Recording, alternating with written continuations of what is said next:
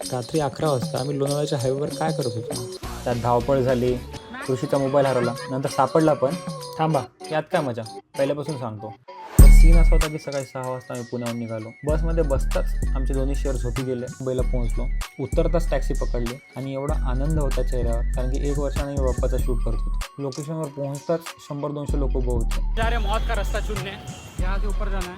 मग काय, उन्हात उभा राहिलो, वाट पाहत होतो. तेवढ्यात एक गणपती आला.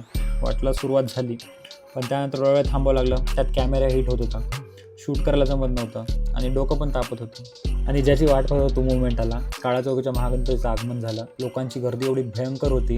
आम्ही धावत पळत कसा तरी शूट केला. लोकांचा उत्साह, लोक नाचत होते, ओरडत होते. मजा तर तेव्हा आली जेव्हा मी मूर्तीचे जवळून दर्शन करू शकलो. आणि त्याहून महत्त्वाचं म्हणजे 2 गणपतीचा महासंगम मला तिथे लालबाग समोर पाहायला भेटला. इथं आम्हाला बसायला जागा नाही, पण डुबने वाले को तुनके का सहारा. अरे धक्का देऊ नका रे. त्यानंतर आमच्या ऋषीची वेगळीच कहाणी होती. नाचता मोबाईल कधी पडला त्याला पण नाही कळलं. मग इथे माझ्यावर एक रिस्पॉन्सिबिलिटी ज्ञान देण्याची. पोरं एवढे केअरलेस आहेत तर त्याचा मोबाईल सांभाळता येत नाही. आयुष्य काय तुम्हाला माहिती आहे माझा बेस्ट फ्रेंड कोण आहे? अभिषेक कोरडे. का सांग लोकांना का.